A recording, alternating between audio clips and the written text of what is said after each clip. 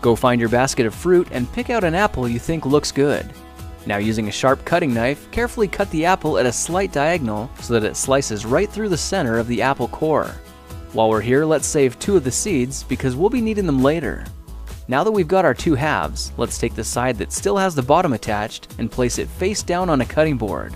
We'll need to place 2 butter knives perpendicular with the top and bottom of the apple.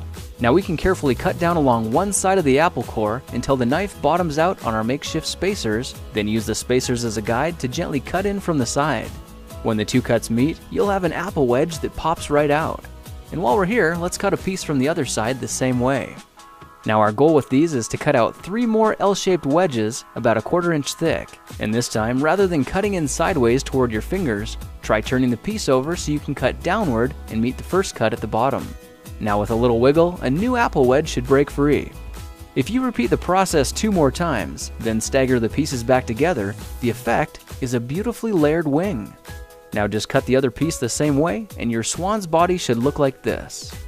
To make a place for the head, all we need to do is carefully cut into the front of the body and gently lift the pieces out to reveal a clean and fairly deep groove. At this point, we can go ahead and grab the other half of the apple and place it between the butter knives like before, but this time we're just going to use them as spacers to cut an even slice off the bottom. You can see that repeating this process 3 or 4 times gives us a nice variety of shapes and sizes. Now look for a piece that resembles a heart that's been slightly flattened on top. All it takes to form the swan head is 3 strategic cuts with a knife. I made 1 angled cut to form the head, a horizontal cut to form the neck, and 1 slanted cut at the bottom for the base. Now you should be able to see how this is coming together, and to clean it up a bit, just use your knife to round off the sharp edges. All that's left now is to place the apple seeds where you think the eyes should go, then use the side of a butter knife to press them firmly into position. When both eyes look good, simply drop the neck into place, and you're done.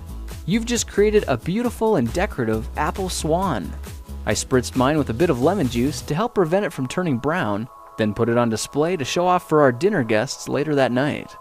If you try using different apples, you'll get a nice contrast of colors, and every bird will look a little bit different. Well, now you know how to take any ordinary apple and turn it into a decorative and edible apple swan. If you like this project, perhaps you'll like some of my others. Check them out at thekingofrandom.com.